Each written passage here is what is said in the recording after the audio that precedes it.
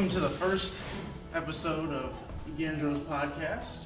Today we are interviewing Mr. Josh Burns, American knuckle fighter, and we're going to talk a little bit about how fighting has impacted Josh's life and his super heavyweight championship bout coming March 12th.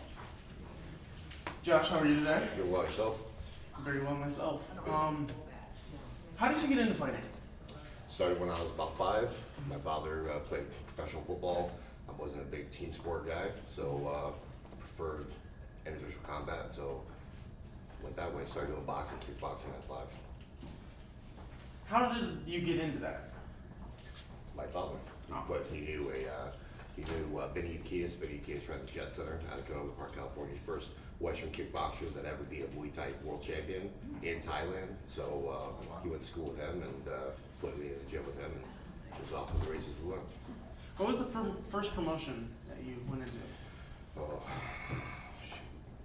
First major promotion would be I signed with UFC, and then Bellator bought my contract, and I went and actually fought in Bellator. How does the buying contract thing work? Just I was fighting Ganjro Gonzaga. Ganjro Gonzaga broke his hand, and they were going to shelf me for about 12 months, and we didn't want to wait, so got the option to switch over to Bellator. What was your first fight in Bellator? Eric Brindle. Eric Brundle. Yeah. That's a tough guy. Yeah. How was your fight with Bobby Lashley? Kind of dumb. It was just, I did some dumb things in that, but it was okay. Really weak. You figured that he'd be strong, and Yeah, he looks a lot. he looks like he's very strong. Oh, yeah. But he was not. How's fighting impacted your life? Well, it's just like any other profession that people, decide to do. It pretty much ruins your life. If you're dedicated to it, you pretty much, you lose relationships, lose family. People don't get it. Yeah. So, but now, like today, obviously I'm fighting for a world title, so now everybody's my buddy, everybody's my friend, all they knew I'd make it, all this good stuff. And but those are all the people that told me that I was immature, need to grow up and get a real job. And look at you now. Exactly. Look at you now. Exactly. The nickname The Hammer. Yep. How did all that come upon? That came from Mark Coleman. Mark Coleman is the original Hammer, the godfather of ground and pound. And he originally gave it to me because I have so many kids. And then obviously I started finishing people in the ring the way he did, so that's how it all came about.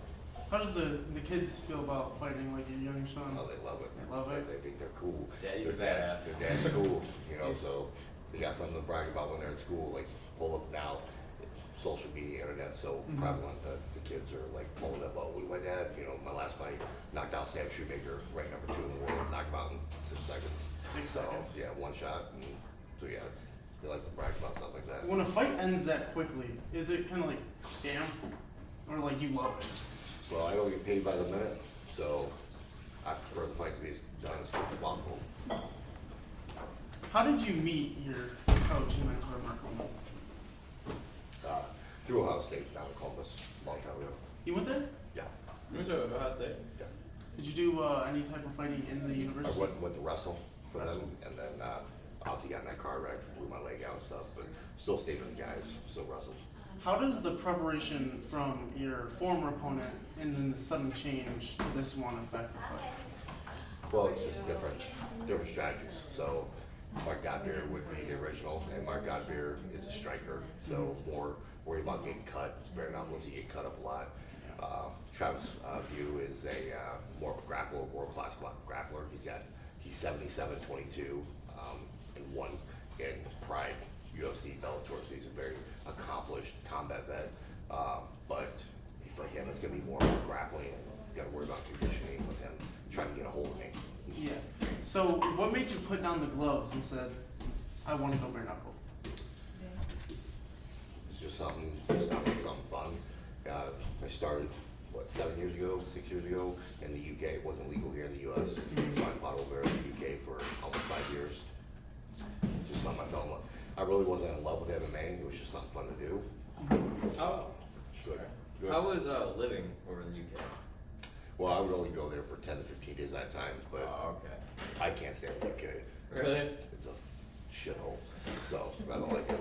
It's not it's great to go one time, and then once you go, like, You just like, you're spoiled if you're here in America because things are a lot different here. It's just nicer here. yeah. So Yeah, definitely. So how big has bare knuckle fighting been? I see that you're doing a promotion, but you're with two promotions. Right. How does that? So I started with BKB, which is in Europe, bare knuckle boxing. Left them, went to BKFC.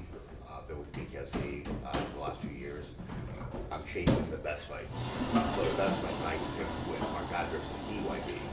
So Backyard Brawls, which is another rival promotion. But I'm very blessed to have a good relationship with all the owners. So we're gonna go do the BYB, knock him out, and done with that, get a world title, and jump ship, come back, get another title. Big gold title? What's up? How, is it gold? Yeah, Gold title? so the title that we want to get as a bare knuckle fighter is the Police Gazette, the Diamond Belt, which is universally recognized between all three major promotions. It's been around since 18 something with John Sullivan, so it's the oldest form of belt that you can have, most respected. So you win that belt and you are the guy. Yes. So does that affect you, like having a target on your back, or does it not affect you? No, I get most people run from me. Most people, I always joke and say I'm either the most unlucky or the most feared because in the last 2 years, I've had 3 separate opponents pull out of fights, and at this level, that doesn't happen. At the highest level, we're professionals. We all Yeah. train for this. You don't pull out, and I've literally had 3 opponents pull out. So, yeah, I see you're a big meme man on social media. I am. Do you make those on the daily? Nope, I just do meme Mondays, Meme Monday. and just target my opponents, just to get traction for the fight, and then also kind of get some funnies out there and a little bit of dig. Has any fighter got like mad at it yet? Oh yeah, they all get mad. Did they bounce back with another meme, or? They try, but they're lame. So if you could send one message to your opponent, what would it be? Be ready. Be ready. Be ready. Well, thank you for coming in today. It was short and Welcome. simple. Appreciate you guys. Good luck. March 12th, Honor me. Yeah, likewise. super heavyweight fight, BYB. Be ready. Shout out Van Born Nutrition for letting us shoot here. It's on Van Born, Belleville Road. Don't do the wrong ones. Yeah.